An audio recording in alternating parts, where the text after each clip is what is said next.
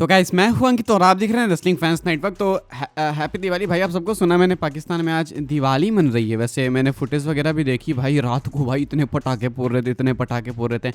आई वो so shocked भाई कि ये कैसा भाईचारा है भाई। मतलब मैं तो खुश हो गया देख के भाई, दुनिया में बस इसी पीस की नीड है। एंड आई जस्ट होप भाई कि ऐसे इंडिया जो है खुशियाँ देते रहे पाकिस्तान को। शुरू करते अपनी बातों को हम लोग सबसे पहले लिव मॉर्गन से। लिव मॉर्गन डब्ल्यूडब्ल्यूई रिटर्न कब करने वाली है, इसको लेकर एक बहुत ही अच्छी गुड न्यूज़ है। क्या है ये गुड न्यूज़ भाई? हमने देखा अपडेट सुनी थी कि लिव मॉर्गन जो है अभी जा रही है फिल्म वगैरह शूट करने। एंड उसमें शायद टाइम भी लग सकता है, बिकॉज ऐसा तो है नहीं भाई कि फिल्म 2 दिन में शूट हो जाए। लेकिन शायद लिव मॉर्गन वाली मूवी ऐसी जल्दी शूट होने वाली है, 2 दिन के अंदर ही शूट होकर शायद रैप हो जाएगी।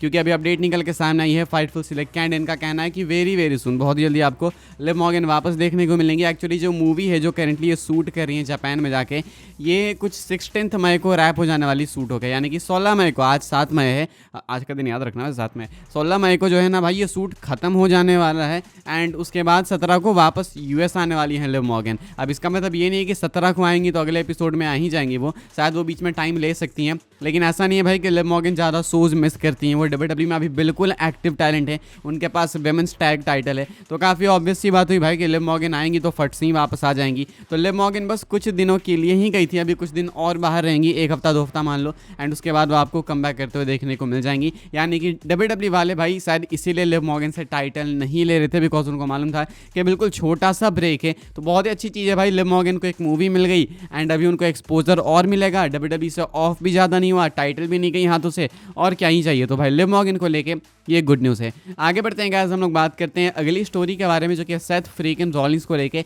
सेथ रॉलिंस को भाई मंडे नाइट रॉ में एक अपॉर्चुनिटी मिली थी अगेंस्ट जे उसो। वर्ल्ड हेवीवेट चैंपियनशिप का मैच था मेन इवेंट में, जिस मैच में विक्ट्री मिलती है जे उसो को बिकॉज ऑफ डिस्क्वालिफिकेशन। चैंपियन से एडवांटेज भाई ऑब्वियसली, मतलब ऐसे विक्ट्री शायद सेथ रॉलिंस को मिल सकती है तुमको देखो तो, लेकिन वर्ल्ड टाइटल रिटेन करके कौन गए? तो जे उसो गए। रेफरी ने एक्चुअली रिंग बेल कराई नहीं, तो पता नहीं चला कि जे उसो जीते या सेथ रॉलिंस, लेकिन वो चीज मैटर नहीं करती, टाइटल जे उसो के पास है। सेथ रॉलिंस भाई इवेंचुअली वर्ल्ड चैंपियनशिप जीतेंगे एंड दैट इज डेफिनेट। ये बात निकल के सामने आ रही है भाई टेडी लॉन्ग की तरफ से। एंड जो टेडी लॉन्ग है भाई वो साफ साफ कहते हैं कि मंडे नाइट रॉ में टाइटल अपॉर्चुनिटी देना सेथ रॉलिंस को एक गलत मूव था। कहते हैं कि आपको भाई सेथ रॉलिंस को हराना था, हम सबको मालूम था कि रॉलिंस यहाँ पे हारेंगे एंड हमको मालूम था कि शायद वो इंटरफेरेंस से हार सकते हैं, तो यहाँ पे अपॉर्चुनिटी देने का कोई सेंस बनता नहीं था इनको। लेकिन फिर भी आपने अपॉर्चुनिटी दे दी, चलो एक गलत मूव था ये, अगर गलत मूव्स ना हो तो ज़्यादा बेटर है। लेकिन साथ में टेडी लॉन्ग ये भी कहते हैं कि अभी आने वाले टाइम में सेथ रॉलिंस को डेफिनेटली फिर से अपॉर्चुनिटी मिलेगी एंड वो डेफिनेटली वर्ल्ड चैंपियन बनेगा। अब ये नहीं पता भाई कि क्या वो जे उसो से ही टाइटल लेके वर्ल्ड चैंपियन बनेंगे या फिर उससे पहले जे उसो से कोई और टाइटल ले लेगा। क्या लोगन पॉल ले लेंगे, क्या और कोई सुपरस्टार हो सकता है, वो कंफर्म नहीं है। लेकिन Seth Rollins definitely world champion बनेंगे अपनी इस अलायंस के साथ में, यानी पॉल हेमन के साथ में। एक बहुत ही अच्छा लेयर भी ऐड करते हैं, वो कहते हैं कि देखो अभी जो है ना करेंटली बहुत सारे लोग कंपेयर कर रहे हैं एवोल्यूशन से, तो शायद ऐसा हो सकता है कि डब्ल्यूडब्ल्यूई वाले सेथ रॉलिंस को अगले साल से पहले चैंपियन बना दें एंड एक अच्छी रेन दे भी सकते हैं रॉलिंस। इसके बाद क्या होगा कि ब्रॉन ब्रेकर अगले साल के रंबल को जीत जाएंगे, वो डिजर्व भी करते हैं। एंड देन उसके बाद शायद वो सेम बटिस्टा ट्रिपल एच वाला एंगल हो सकता है, शायद बटिस्टा सेथ रॉलिंस को ही पिक कर ले भाई एंड सेथ रॉलिंस को ही रेसलमेनिया में फेस कर ले एंड जीत जाए, चैंपियन बन जाए। क्योंकि ब्रॉन ब्रेकर भी इवेंचुअली चैंपियन बनने वाले हैं एंड हमको मालूम है कि शायद जो पॉल हेमन है वो ब्रेकर के साथ में ही जाएंगे, because Breaker is the next Paul Heyman guy. तो यहाँ पे सेथ रॉलिंस को यूज़ किया जाएगा मोस्टली एंड शायद ये अगले साल के लिए अच्छी स्टोरी बन सकती है, ऐसा कहना है टेडी लॉन्ग का। लेकिन बस यहाँ पे एक संशय है, वो ये है कि जो हमारा रोमन रेंज सेथ रॉलिंस का WrestleMania main event singles match हमें चाहिए, क्या वो मिलेगा? इससे तो नहीं मिल पाएगा एंड ऐसे चलते रहा तो बिल्कुल नहीं मिलेगा। बाकी अदरवाइज तुम देखो तो स्टोरी बिल्कुल सामने, एवोल्यूशन वाला एंगल प्ले हो सकता है and according to Teddy Long भले ही मंडे नाइट रॉ में रॉलिंस हार गए, लेकिन इवेंचुअली वो चैंपियन बनेंगे, वर्ल्ड चैंपियन बनेंगे एंड वो बस इसलिए बनेंगे ताकि ब्रॉन ब्रेकर चैंपियन बन सके एंड वो ब्रॉन ब्रेकर को पुट ओवर कर सके। क्या आप लोग अग्री करते हैं भाई इनकी बातों से? हाँ या फिर ना, लिख के बताइएगा जरूर से। आगे बढ़ते हैं गाइस, हम लोग बात करते हैं बैकलैश के मेन इवेंट के बारे में, यानी कि अनडिस्प्यूटेड डब्ल्यूडब्ल्यूई चैंपियनशिप मैच के बारे में।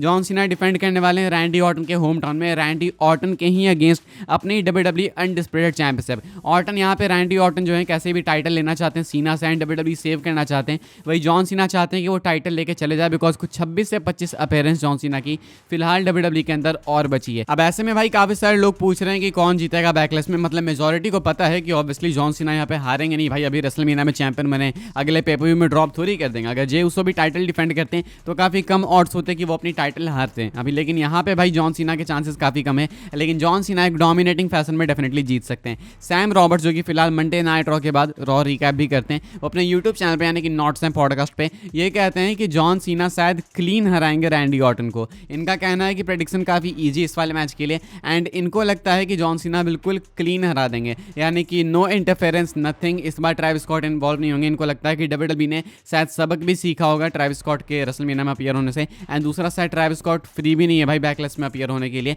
एंड वैसे भी रेसलमेनिया टाइप का पेपर भी नहीं है, तो शायद जॉन सीना एक फेयर एंड स्क्वायर मैच में होंगे। लेकिन यहाँ पे एक फेयर एंड स्क्वायर मैच में रैंडी ऑर्टन को हरा भी देंगे, क्लीन हरा देंगे इन्होंने बोला है। अब क्लीन हरा देंगे इसमें भी काफ़ी क्वेश्चन है। क्लीन पिन तो चलो 1 2 3 ठीक है कर सकते हैं जॉन सीना, लेकिन क्वेश्चन है कि क्या वो अगेन टाइटल बेल्ट वगैरह का यूज़ करेंगे, ब्रास नकल्स कुछ ऐसा हो सकता है क्या? बिकॉज ऑर्टन को क्लीन हराना ईजी नहीं है, बिल्कुल ईजी नहीं है, एंड स्पेशली जब हमको मालूम है कि रैंडी ऑर्टन अपने होम टाउन में कम्पीट कर रहे हैं, तो क्लीन तो मुश्किल है कि WWE वाले से जॉन सीना से हराएंगे, लेकिन लगता है इनको ऐसा सैम रॉबर्ट्स को, तो मुझे लगा आपको बताते हैं। एंड आगे बढ़ते हैं गाइस, हम लोग बात करते हैं अपनी आखिरी स्टोरी के बारे में। इनके मैच के बाद एक मेजर रिटर्न हो सकता है, ऐसा मानना है बिल एप्टर का। लेजेंडरी रेसलिंग जर्नलिस्ट बिल एप्टर कहते हैं कि शायद से जॉन सीना रैंडी ऑर्टन के मैच के बाद रिटर्न हो सकता है कोडी रोड्स का, and Cody Rhodes already advertised हैं बैकलेस के बाद के स्मैकडाउन के एपिसोड के लिए। वहाँ पे जॉन सीना भी अपीयर होने वाले हैं, and most likely Randy Orton भी। तो ऐसे में रैंडी ऑर्टन को जब सीना अगर सैम रॉबर्ट्स की माने क्लीन हरा देंगे,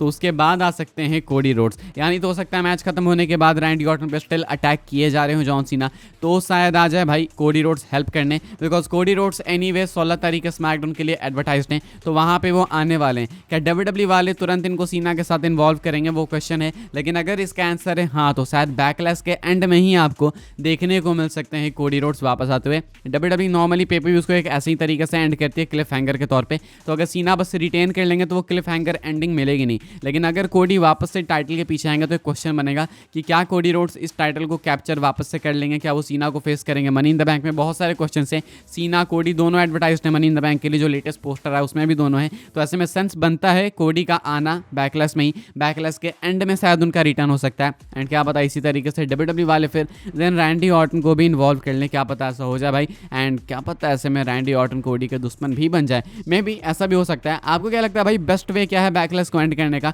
मुझसे अगर बेस्ट वे पूछोगे भाई, तो मैं चाहूँगा कि बैकलैश के एंड में ब्रॉक लेसनर अपीयर हो जाए।